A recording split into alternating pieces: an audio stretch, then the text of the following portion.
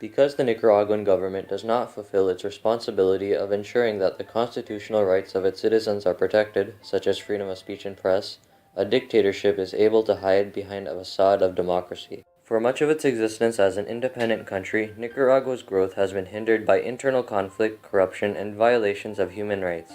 Nicaragua was ruled by the Somoza family dictatorship from 1936 to 1979. Under the corrupt dictatorship of Anastasio Somoza after the U.S. occupation of Nicaragua ended, people saw their rights infringed. Those who spoke against the authoritarian ruler were especially brutalized. A socialist group called the Sandinista National Liberation Front, known as the FSLN for short, sparked an uprising and overthrew the Somoza dictatorship in the Nicaraguan Revolution of 1979.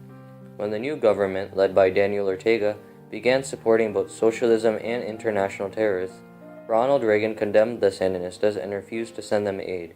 Their close ties with the communist countries of Cuba and the Soviet Union further strained relations between the United States and Nicaragua. As a result, the CIA trained and supplied a rebel group called the Contras, who were fighting against the Sandinistas. The Contra War, as known, was characterized by the atrocities both sides committed against civilians and prisoners. In 1988, after 8 years of fighting, torture, kidnappings, and executions, the Sandinistas and the Contras reached a ceasefire. The Sandinistas remained the dominant political party after the war, with Daniel Ortega as president until he was defeated in the election of 1990. After losing the next two elections, they succeeded in restoring Daniel Ortega as president of Nicaragua in 2006, and he currently remains in power. His questionable victory in the flawed election of 2011, however, demonstrates that even in the 21st century, Nicaragua is still struggling to overcome problems from the past.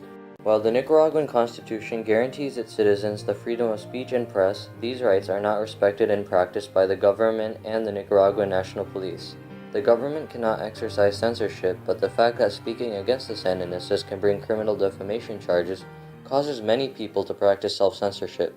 Radio stations, television networks, and newspapers are the main sources of information for Nicaraguans.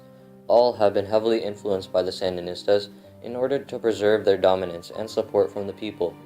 Journalists often receive death threats and have even been killed by the supporters of the party for reporting on corruption and other similar topics that criticize the FSLN-controlled government. All citizens are granted the right to a fair and impartial trial, but the corrupt judiciary severely hampers this. Under the law, courts are supposed to be fair and independent. In reality, they can be bribed or politicized and maintain close connections with the Sandinistas. According to the Latin Barometro survey in 2011, only 40% of Nicaraguans were satisfied with the judicial system. Judges are appointed based on their political affiliations, and as a result, their biased rulings reflect this. Trials are frequently delayed for long periods of time, and courts in rural areas are inadequate. The mediocrity of the judicial system was shown in 2011 during the trial of Jason Purical, an American arrested under the notion that he was involved in the drug trade. Even after multiple searches of his home in Nicaragua by the police, no evidence was found. His own mother was prevented from testifying for him. Although irrefutable evidence was never produced, Purical received a 22-year sentence from a judge, whose lawyers claimed to be an unlicensed attorney.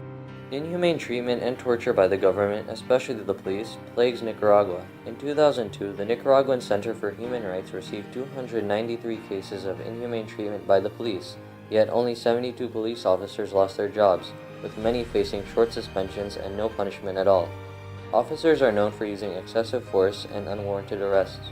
Because President Daniel Ortega controls the police, they sympathize Sandinista supporters over opponents. Since police officers also have no fear of higher authority, they are corrupt and readily accept bribes. Although Nicaragua has all the institutions it needs to protect human rights, they are ineffective due to corruption. With few to challenge the amount of control President Daniel Ortega and the Sandinistas have over the country, one could say that Nicaragua is already under a dictatorship. Because the Nicaraguan government does not fulfill its responsibility of ensuring that the constitutional rights of its citizens are protected, such as freedom of speech and press, an authoritarian rule is able to hide behind a facade of democracy. According to John Locke, the father of classic liberalism, a government that functions as a democracy is bound to a social contract with its citizens. In exchange for the consent to rule, they promise to govern by the will of the people and ensure that their natural rights of life, liberty, and property are protected.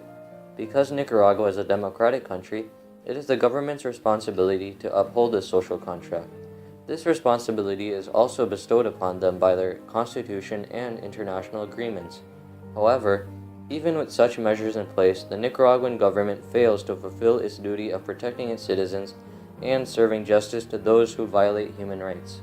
The suppression of liberties makes it difficult for Nicaraguans to voice their opinions against the Sandinista-controlled government. This is because there is a constant fear of persecution and retaliation by the president's supporters. As a result, the government runs with the consent of only part of the population instead of the whole.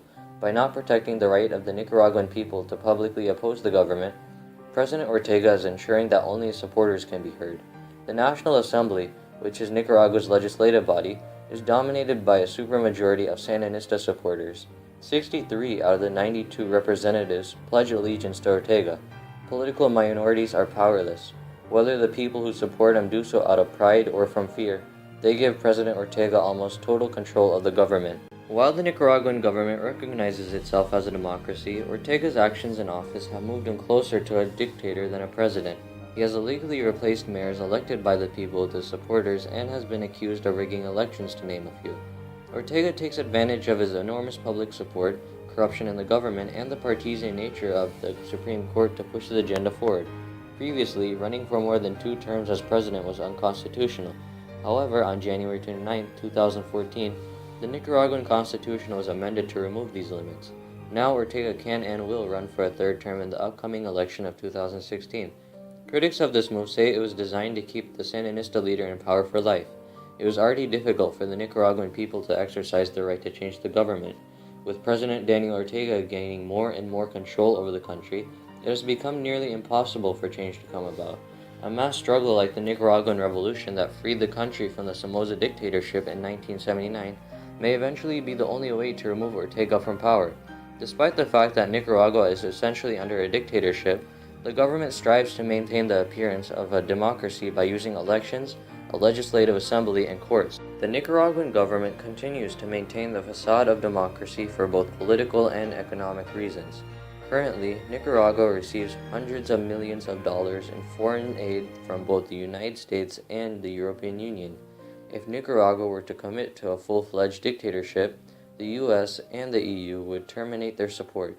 In fact, $190 million in aid was suspended due to Nicaragua's weakening democracy and ignored human rights situation. Nicaragua is already one of the poorest countries in Latin America. Losing foreign aid would devastate the country. In terms of politics, the United States could intervene with Nicaraguan affairs if the international superpower believes a dictatorship is in place. In this interview, Ortega explains how the United States is still the imperialistic aggressor it was years ago. The only thing we see is that the US hasn't changed in its essence. The world is changing, the US isn't. This isn't a problem just for Latin America, but rather for the entire world.